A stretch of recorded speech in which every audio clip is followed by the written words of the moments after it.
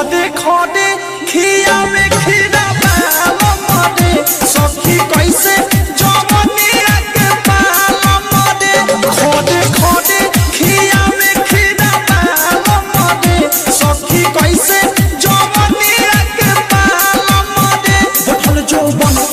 के मन एके संभाल मरे खोदे खोदे खिया में खीरा बाल मरे सखी कैसे जवनिया के बाल मरे खोदे खोदे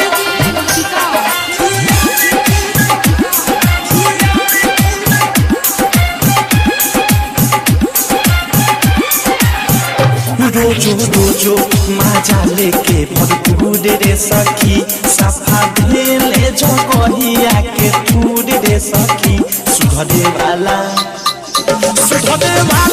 सच्चा में ओके ढाल मरे सखी कैसे जवनिया के बाल मरे बोल जौवन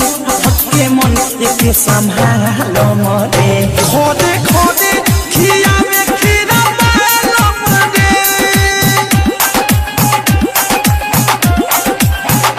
बिना मरजी से काम रोजे रोज करता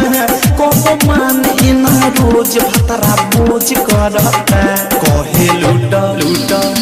कहे लूट मजा सहिया मोड़ा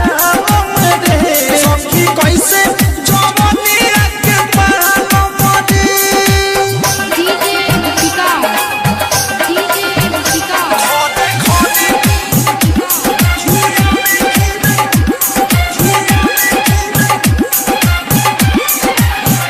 सैया प्रेमी औधे से खूबे ऐस करता हमारा कहूँ कि मैं रोजे रोजे गैस करता बिकी कहे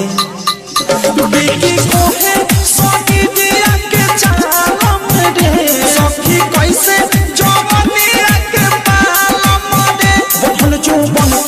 के मन एके संभाल मरे खोदे खोदे खिया में खीरा बाल मरे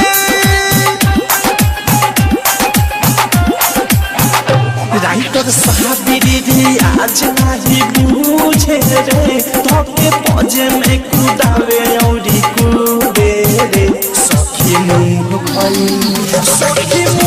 भइल मुड़ा लेला रे सखी कैसे जवनिया के बाल मरे बोल जौवन के मन एके संभाल मरे खोदे